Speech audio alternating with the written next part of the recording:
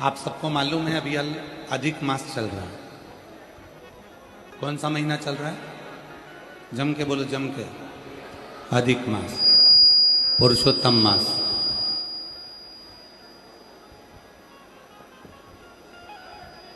आप सभी के स्मरण में होगा कि इस अधिक मास में 33 चीजों का दान दिया जाता है। किस किस को मालूम है? कितनी चीज देते हैं? मालपुए दान करेंगे तो 33, ठेहुआ दान करेंगे तो 33, पुआ दान करेंगे तो 33, 33। आवाज ही नहीं आ रही है उनके स्पीकरों में। 33 चीजों का दान दिया जाता है अधिक मास। कभी आपने किसी से पूछा कि ये 33 चीजें ही दान क्यों करी जाती है? 33 मालपुआ का दान ही क्यों करा जाता है? 33 वस्तुओं का ही दान क्यों किया जाता है? अगर आप किसी से पूछेंगे तो कोई आपको बताएगा कि 33 मालपुए का दान, पुए का दान, ठेहुए का दान इसलिए करते हैं कि 30 दिन के तो 30 पुए दान किए जाते हैं। 31वें नंबर का जो पुआ दान करते हैं, मालपुआ दान करते हैं, अनरसा दान करते हैं, ठेहुआ दान करते हैं, बतासा दान करते हैं, यदि हमने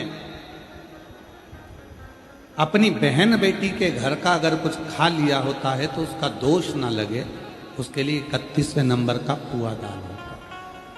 32वें नंबर का पुआ, मालपुआ, ठेहुआ, अनरसा, बतासा हम इसलिए दान करते हैं कि हमने अगर किसी के घर का सूतक सावड़ का, किसी के घर बच्चा हुआ, हमको मालूम नहीं था, हमने उसके घर का पानी पी लिया।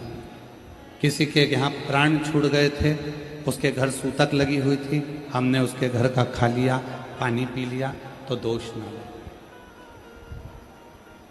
ये 32वें नंबर का जो पुआ होता है, ये हमें उस सूतक सावड़ के अन्न का भाग या जल का भाग हमने जो ग्रहण करा होता है उससे मुक्त कर दे। और 33वें नंबर का पुआ हम इसलिए दान करते हैं अधिक मास में। 33 मालपुओं में 30 दिन के तो 30, 31वां बेटी के घर का खाया हो, बहन के घर का खाया हो तो दोष ना लगे। 32वां सूतक और सावड़ का अगर खाया है तो दोष ना लगे।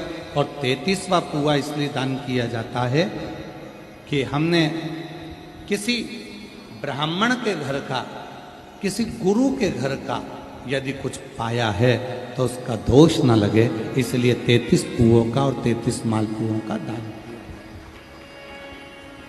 33 पुओं का दान। शिव तत्व कहता है, भगवान शंकर की परम पवित्र कथा कहती है, शिव पुराण कहती है कि भगवान शिव की जो आराधना साधना आप और हम करते हैं, जैसे प्रदोष का दिन आ जाता है, हर महीने की शिवरात्रि आ जाती है, आप लोगों के स्मरण में नहीं रह पाता कि आज प्रदोष है, आप लोगों के स्मरण में नहीं रह पाता कि आज शिवरात्रि है। कई लोग ऐसे हैं, कई मेरी बहनें ऐसी बैठी हैं, कई मेरी जीजियां बैठी हैं, कई मेरे जीजा बैठे हैं, कई मेरे बेटा, कई मेरी बेटियां, कई मेरे बुजुर्ग माँ बाप कथा में ऐसे बैठे हैं, उनके स्मरण में नहीं रहता कि आज शिवरात्रि, उनके स्मरण में नहीं रहता कि आज प्रदोष। वो तो अपने कर्म में लिप्त रहते हैं, कार्य में लगे रहते हैं। कोई दुकान जा रहा है, कोई नौकरी पर जा रहा है, कोई काम में लगा हुआ है, कोई किसी काम में लगा हुआ, उसके स्मरण में नहीं रहता। पर अनायास, भले आपको याद नहीं है, भले आपके स्मरण में नहीं है, फिर भी यदि आप भूल से भी प्रदोष के दिन, प्रदोष काल में अगर शिव जी के मंदिर में जाकर मात्र शिखर का, शिवलिंग का या नंदी का या शिव के द्वार का दर्शन मात्र कर लेते हो तो ये मानव का शरीर बार बार नहीं मिलता, इससे मुक्ति प्राप्त हो जाती है, मोक्ष हो।